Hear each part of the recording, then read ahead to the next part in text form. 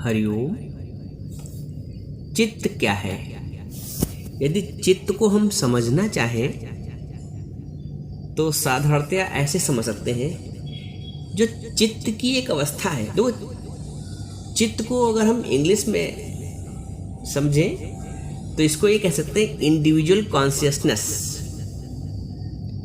चित्त की जो अवस्था है, एक साधारण व्यक्ति की मैं बात कर रहा हूँ, यहाँ पे ज्ञान और अज्ञान के परिप्रेक्ष्य में नहीं बता रहा हूँ, साधारण रूप में चित्त की अवस्था को अगर हम ऐसे समझें कि मध्य में स्थित है। चित्त जो है मध्य में स्थित है। एक और अग्रसर होगा तो चिंताओं का रूप बन जाएगा, और दूसरी ओर अग्रसर होगा तो सत्य चित्त आनंद का रूप बन जाएगा। चित्त मध्य में स्थित है, संसार की ओर उन्मुख होगा तो चिंताओं का रूप बन जाएगा। परमार्थ की ओर अग्रसर होगा तो वही चित्त सत्य चित्त आनंद का रूप धारण कर लेगा। और चूंकि जीवन में ज्ञान नहीं रहता है, ज्ञान से तात्पर्य अध्यात्म ज्ञान, आत्मज्ञान, ब्रह्म ज्ञान, स्वयं का ज्ञान। ज्ञान का मतलब ये, यहाँ पे जो ज्ञान का हवाला दिया जा रहा है वो ज्ञान से मतलब आत्मज्ञान, ब्रह्म ज्ञान। तो जब तक जीवन में ज्ञान नहीं आता है, चित्त की चितवनाएं संसार की ओर जाती हैं, तो वो जो चित्त है वो चिंताओं का रूप बन जाता है। साधारणतया जीवन में, एक व्यक्ति के जीवन में होता यही है कि वो संपूर्ण जीवन चिंताओं का रूप ही, चिंताओं का प्रतिरूप ही बना रहता है, क्योंकि जो चित्त की चितवनाएं थी वो संसार की ओर उन्मुख थी, उनको परमार्थ का ज्ञान नहीं है, इसलिए वो संसार की ओर अग्रसर होती जाती है और अंत तक, अंतिम श्वास भी चित्त चिंताओं में ग्रसित रहता है। दूसरी ओर जिसको ज्ञान की प्राप्ति हो गई है, जिसको गुरु की प्राप्ति हो गई है, जिसको सच्चा ज्ञान मिल गया है यथार्थ का, परमार्थ का, वो फिर सच्चित आनंद के क्षेत्र की ओर बढ़ता है, सच्चित आनंद का रूप बन जाता है। वो जो चित्त है वो सत्य चित्त और आनंद बन जाता है। तो चित्त की अवस्था एक साधारण व्यक्ति की समझे तो कहाँ पे स्थिति है? तो मध्य में स्थिति है। अज्ञान में वो संसार की ओर बढ़ता है तो चिंताओं का रूप बन जाता है, और ज्ञान में परमार्थ की ओर बढ़ता है तो परमार्थ का रूप सच्चित आनंद का स्वरूप बन जाता है। ठीक है,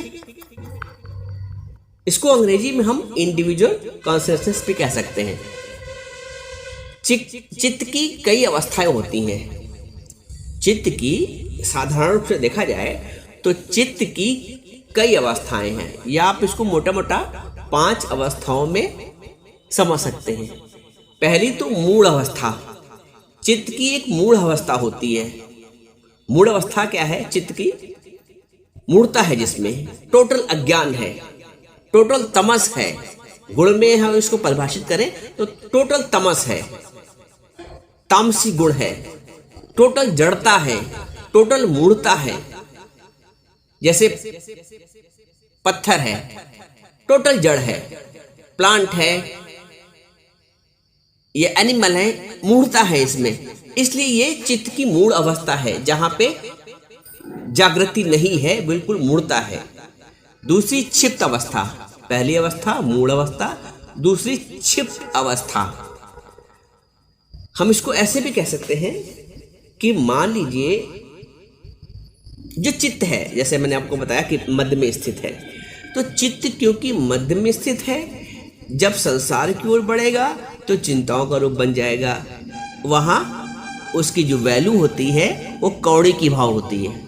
लेकिन वही चित्त जब परमार्थ की ओर बढ़ेगा तो उसकी वैल्यू करोड़ों में हो जाती है। इसको आप ऐसे समझो, सांसारिक दृष्टिकोण से, सांसारिक उदाहरण से समझिए।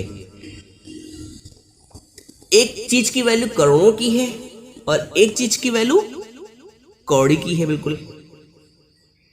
तो तुम संसार की ओर जब बढ़ते हो तो तुम्हारी जो मूल्य है जीवन का वास्तविक मूल है वो कौड़ियों में हो जाता है। हीरा कौड़ी के लिए न लुटाना, हम लोग भजन गाते हैं, हीरा तेरे हाथ में है जीवन बनाना, हीरा कौड़ी के लिए न लुटाना। वो हम यही करते रहते हैं जीवन भर अज्ञान के कारण कि हीरा जो है अपना आत्मधन जो है, परमार्थ का धन जो है, उसको हम उस हीरे को कौड़ियों में लुटाते रहते हैं, संसार की चिंताओं में, संसार के फर्ज धर्म ड्यूटी में, संसार के अनावश्यक कार्यों में। तो वो जो हीरा है, जो ज्ञान का धन है, जो आत्म का धन है, जो प्रसन्नता का धन है, वो हम कौड़ियों के भाव लुटाते रहते हैं। इसलिए बोलता है भजन में, तेरे हाथ में है जीवन बनाना, हीरा कौड़ी के लिए न लुटाना। तो हम जब संसार की ओर बढ़ेंगे तो वो जो हीरा है वो कौड़ियों के भाव जा रहा है, और जब हम परमार्थ की ओर, ज्ञान की ओर, मुख्य उद्देश्य की ओर बढ़ेंगे तो वो हीरा धीरे धीरे करोड़ों की मार्ग की ओर अग्रसर हो रहा है, अपनी वैल्यू को करोड़ों की तरफ ले जा रहा है। तो जो दूसरी अवस्था, मूल अवस्था से आगे बढ़कर जो दूसरी अवस्था चित्त की है वो क्षिप्त अवस्था। क्षिप्त अवस्था में आप समझ लो जो करोड़ों की वैल्यू वाला सामान है वो उसकी वैल्यू कुछ 100 लग गई, 100-200 लग गई। जब क्षिप्त अवस्था में आया, कुछ थोड़ी सी प्राप्ति, कुछ उसको अच्छा लगा। जैसे मूल अवस्था का जो गुण था तामस था, तामसी गुण, वैसे ही क्षिप्त अवस्था का राजसी गुण, इसमें इसका जो गुण प्रधान है वो राजस है। इसकी वैल्यू 100-200 हो जाती है जब थोड़ा सा तुम जागृति आती है ज्ञान के माध्यम से। तीसरी अवस्था आती है विक्षिप्त अवस्था। अब यहाँ विक्षिप्त का मतलब ये ना लेना कि पागलपन। विक्षिप्त का अवस्था होता है क्षिप्त से ऊंची, क्षिप्त से विशेष, दूसरे नंबर से तीसरे नंबर। तो ये जो तीसरी अवस्था है चित्त की, ये विक्षिप्त अवस्था है, क्षिप्त से विशेष, क्षिप्त से ऊंचे दर्जे की। तो इसको पास अगर वैल्यू करें इसको, तो जैसे क्षिप्त की अवस्था में सैकड़ों का आनंद था, विक्षिप्त की अवस्था में आपके पास हजारों का आनंद हो जाता है। ये सत्व प्रधान है, सात्विक गुण से प्रधान है। एक बार फिर समझो, जो मूल अवस्था है वो तमस गुण प्रधानता लिए हुए है। क्षिप्त की अवस्था मूल से बेहतर हुई क्षिप्त की अवस्था। क्षिप्त की अवस्था में सैकड़ों का आनंद है, कुछ डिग्रियां बढ़ गई इसकी। फिर तीसरी अवस्था, अच्छा, क्षिप्त में राजसिक आनंद है, रजोगुण से प्रधान है। और तीसरी अवस्था जो विक्षिप्त अवस्था है, इसमें हजारों का आनंद है और ये सत्व गुण से प्रधान है। चौथी अवस्था एकाग्रता है, चित्त की एकाग्रता। इसीलिए महर्षि पतंजलि ने जब अपनी योग की परिभाषा दी है तो उन्होंने कहा योग क्या है? योग है चित्त की वृत्ति का निरोध करना। योगस् चित्त वृत्ति निरोध। योग क्या है? चित्त की वृत्ति का निरोध करना ही योग है। तो इसके अंतर्गत जब हम चित्त की अवस्थाएं जानते हैं तो चौथी अवस्था है एकाग्रता की। जब चित्त एकाग्र होता है, इसमें लाखों का आनंद है और डिग्रियां बढ़ गई आनंद की। और जब पांचवी डिग्री है, जो पांचवी अवस्था है चित्त की, उसको बोलते हैं निरुद्ध अवस्था। इसमें करोड़ों का आनंद है। जैसे हमने बताया ना, शुरू में जब चले थे मध्य की अवस्था थी, एक तरफ अगर बढ़ते तो कौड़ी की अवस्था होती, संसार की ओर बढ़ते तो चिंताओं का रूप बन जाते। और क्योंकि हम दूसरी तरफ बढ़ रहे हैं, जहां चित्त सत्यचित आनंद बन जाएगा, वहां अब जो पांचवी अवस्था आई है उसको बोलते हैं निरुद्ध अवस्था। और यहां करोड़ों का आनंद है, या कह दो असीम आनंद है।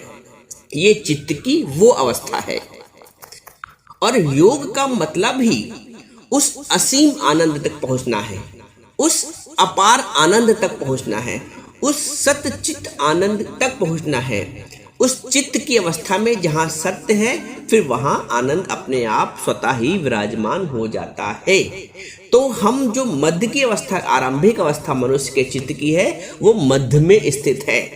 जन्म के पश्चात यदि वो परमार्थ की ओर बढ़ता है सकारात्मक की ओर बढ़ता है तो चित्त आनंद की अवस्था की ओर बढ़ता है, जहाँ पे करोड़ों का आनंद है।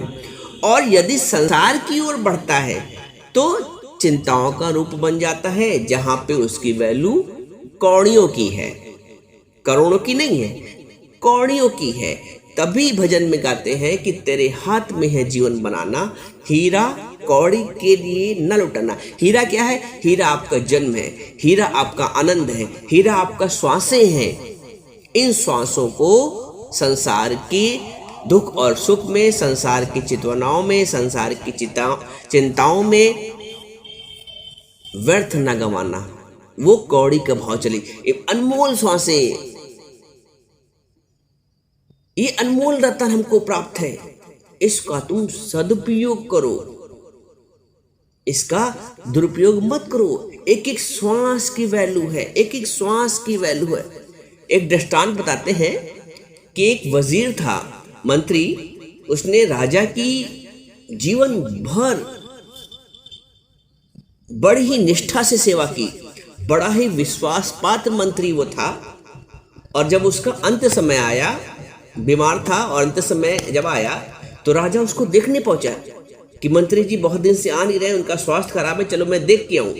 तो राजा जब उस मंत्री को देखने गए तो राजा ने कहा, तुमने हमारी बहुत स्वामी भक्त रूप में सेवा की है, निष्ठा से सेवा की, ईमानदारी से सेवा की है, तुम्हें बताओ क्या चाहिए, मैं तुम्हारे लिए क्या कर सकता हूं, मैं तुम्हें क्या दे सकता हूं। उस मंत्री ने कहा कि अगर आपको कुछ देना है तो हमें 4 श्वासें दे दीजिए, और मैं मरने वाला हूं, मुझे कुछ घंटों की श्वास दे दीजिए, मुझे 2-4 घंटे की श्वास दे दीजिए।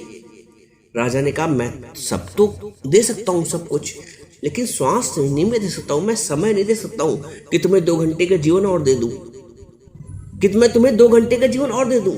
तब वजीर ने कहा, लाओ कलम और कागज, लिखो कि जिस राजा को हमने अपना सारा जीवन दे दिया वो मुझे 2 घंटे का जीवन और नहीं दे पा रहा है। तो उस मंत्री ने लिखवाया कि लिखो, जिस राजा को मैंने अपना सारा जीवन दे दिया उसने मुझे 2 घंटे और नहीं दे पाया, 2 घंटे की और श्वास नहीं दे पाया, 2 घंटे का हमें समय नहीं दे पाया। तो जिस संसार को, जिस संबंधियों को हमने अपना सारा जीवन दे दिया, यदि उन संबंधियों से तो तुम कुछ घंटे का अपना जीवन और मांग लो, कुछ श्वासें और मांग लो, तो सब हाथ खड़े कर देंगे। इसलिए संबंध जो असली जोड़ना है वो परमात्मा से जोड़ो। संबंध जो असली बनाना है वो एक गीत गाते नहीं, वो जो कि हमने जो प्रीत लगाई है वो परमात्मा से लगाई है, हमने जो प्रीत की डोर बांधी है वो परमात्मा से बांधी है, वो डोर नहीं टूटती है। संबंध की डोर, संसार की डोर टूट जाती है, लेकिन प्रभु की डोर, प्रभु की प्रीत की डोर वो कभी नहीं टूटती है। तो अब समझने का प्रयास करो कि यदि आप मध्य में स्थित हैं, आप चित्त हैं, तो एक ओर बढ़ेंगे तो आप संसार की चिंताओं से ग्रसित हो जाएंगे, और दूसरी ओर यानी परमार्थ की ओर बढ़ेंगे तो आप सच्चित आनंद युक्त हो जाएंगे। ज्ञान न प्राप्त होने के कारण मनुष्य संसार की चिंताओं की ओर अग्रसर होता रहता है, और चिंताएं उसे अपना ग्रास बनाकर निकल जाती हैं और जीवन का लीला से समाप्त हो जाती है। तो इसलिए अपने जीवन को परमार्थ की ओर बढ़ाओ। जो गिनती की श्वासें हैं जो परमात्मा ने अपने कार्य के लिए दी हैं, निष्काम के लिए दी हैं, उसको निष्काम में लगाओ। स्वार्थ की दुनिया से ऊपर उठना चाहो।